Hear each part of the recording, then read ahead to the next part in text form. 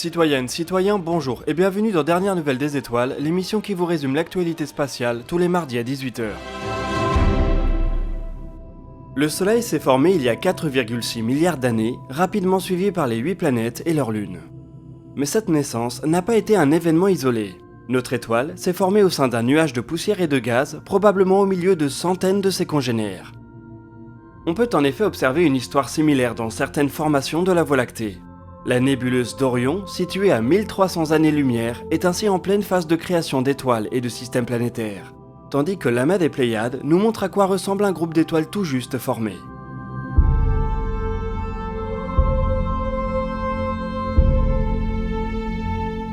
Mais les étoiles qui se forment ensemble ne grandissent pas forcément ensemble.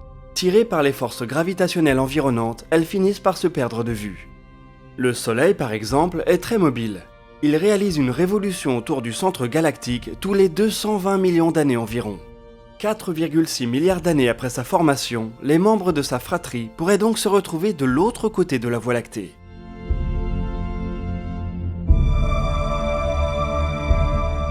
Les astronomes restent toutefois convaincus qu'il devrait être possible d'identifier certains membres de sa famille. Les étoiles qui se sont formées au même endroit que le Soleil sont issues de la même nébuleuse. Elles doivent donc partager une composition chimique et un âge très proche de celui de notre astre. En étudiant le spectre de milliers, de millions, voire de milliards d'étoiles, il devrait être possible de repérer ces similarités. Cependant, plusieurs nébuleuses pépinières d'étoiles peuvent partager des caractéristiques très semblables. Cette information n'est donc pas suffisante pour identifier de manière certaine les étoiles qui se sont formées dans le voisinage du Soleil. Pour faire avancer l'enquête, on peut donc aussi s'intéresser au mouvement des étoiles. Depuis 2013, la mission d'astrométrie Gaia cartographie les étoiles de la Voie lactée. Elle a pour ambition de déterminer la position, la parallaxe et le mouvement propre de plus d'1 milliard d'étoiles.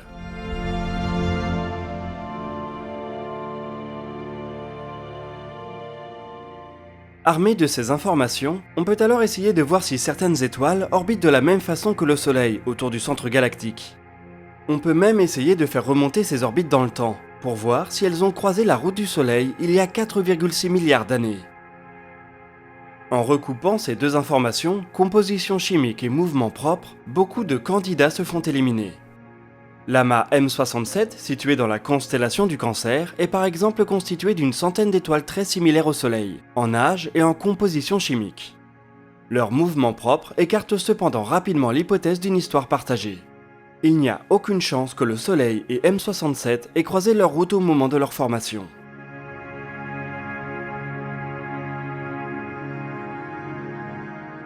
À force de chercher, une équipe canadienne pense cependant avoir finalement mis le doigt sur un frère potentiel du Soleil. Ils ont baptisé l'étoile SS1 pour Solar Sibling 1. Elle se trouve actuellement à 1100 années-lumière du système solaire dans la constellation du Cygne. Son âge, sa composition chimique et son mouvement propre semblent coller.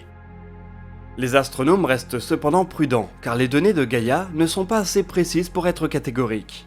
Du moins, pas encore. Dans 6 mois environ, un nouveau catalogue issu des données de la mission européenne sera publié. Ce sera peut-être l'occasion de confirmer le lien de parenté de Solar Sibling 1 avec le Soleil ou de trouver d'autres candidats. Et qui sait, c'est peut-être autour d'un frère jumeau du Soleil qu'on a le plus de chances de trouver une sœur jumelle de la Terre. Voilà en tout cas une bonne raison de continuer la traque.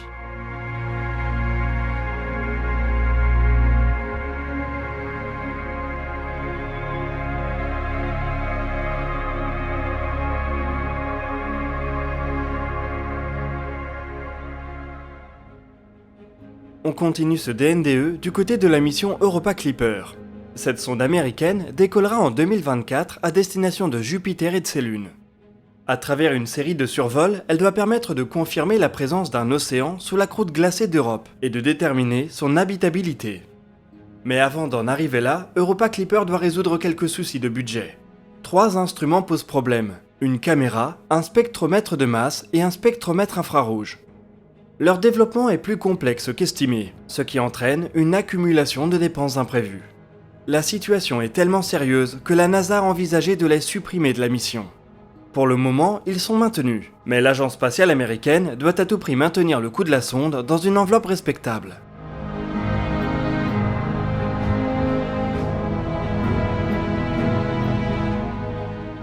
Cela passera peut-être par un changement de lanceur. Pour le moment, Europa Clipper est prévu pour décoller à bord d'un SLS, la nouvelle fusée monstre de la NASA. Seulement, cette dernière coûte très cher et est très longue à produire. Elle est par ailleurs accaparée par le programme Artemis de retour sur la Lune. Dans sa proposition de budget de la NASA pour l'année 2021, la Chambre des représentants a donc laissé une porte ouverte. Europa Clipper doit toujours décoller à bord d'un lanceur SLS à condition que l'un d'entre eux soit disponible avant 2025. Si ce n'est pas le cas, la mission Jovienne pourra alors se tourner vers un lanceur commercial.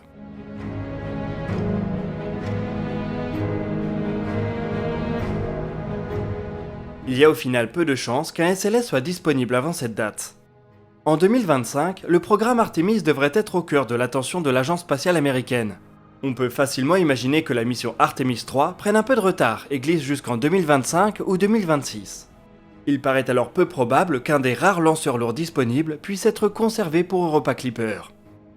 Le recours à un lanceur commercial permettrait par ailleurs à la NASA de faire grandement diminuer la facture de la mission. Un lancement par SLS devrait coûter au bas mot 1,5 milliard de dollars. De l'argent qui pourrait être utilisé pour régler les soucis d'instrumentation.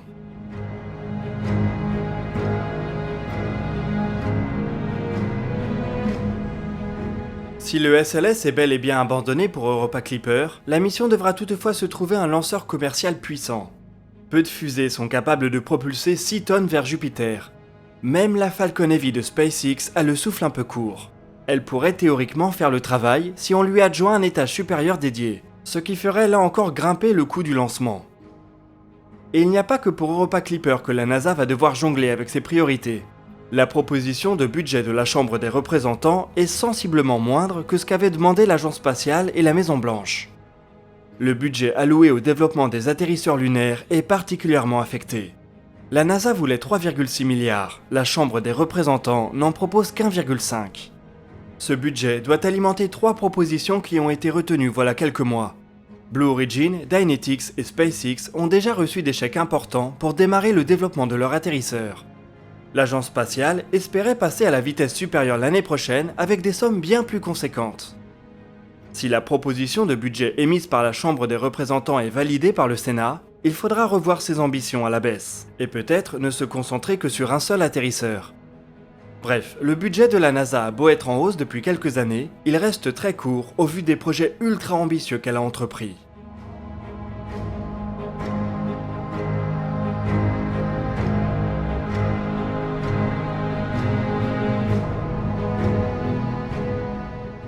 Du côté de l'ESA, on vient de donner le go à la mission Hadrios. Les débris spatiaux sont une problématique de plus en plus inquiétante et l'Agence spatiale européenne prend la situation très au sérieux. Elle vient donc de missionner la start-up suisse ClearSpace pour aller accrocher et désorbiter un adaptateur de charge utile qui erre en orbite depuis 2013. La mission bénéficie d'un appel d'offres de 100 millions d'euros et devrait décoller autour de 2025. Évidemment, 100 millions d'euros pour un débris, c'est très cher. Il s'agit essentiellement d'une démonstration de concept. En cas de succès, la jeune entreprise suisse pourra peut-être proposer des missions similaires à un coût moindre. Si en plus il devient possible de saisir plusieurs débris en une seule mission, l'idée pourrait faire son chemin. Entre Remove Debris, l'Aeromarker MEV de Northrop Grumman et cette initiative européenne, les tentatives pour limiter ou réduire le nombre de débris spatiaux se font de plus en plus nombreuses. Espérons que cela finira par déboucher sur une solution réelle.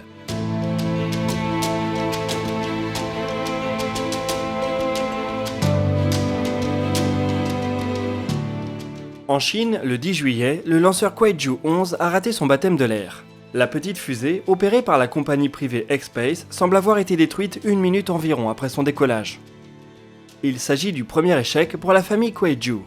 Les micro-lanceurs Kuaizhou 1F et Kuaizhou 1A volent déjà depuis 2013. Ils ont réalisé 11 missions sans échec.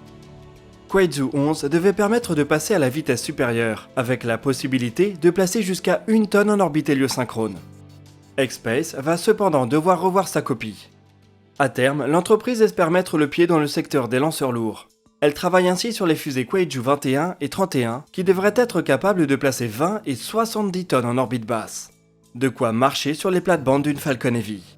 Avant d'en arriver là, il va cependant falloir commencer par résoudre les déboires de Kuaizhou 11. Ce lancement marque le 3e échec chinois depuis le début de l'année pour 19 tirs seulement.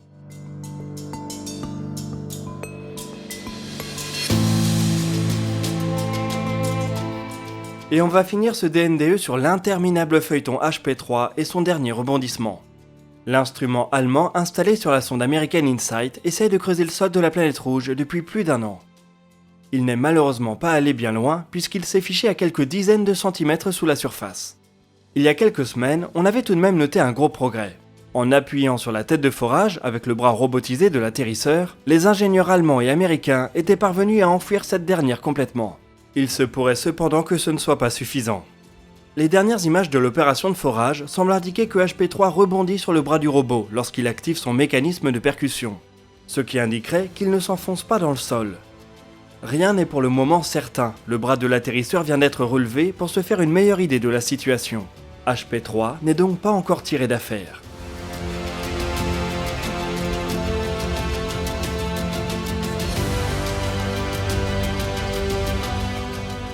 Nous voici en tout cas au bout de cet épisode de DNDE. Comme d'habitude, je vous invite à partager vos remarques et vos questions dans les commentaires. On répondra à certaines d'entre elles dans la vidéo qui sortira ce dimanche à 18h.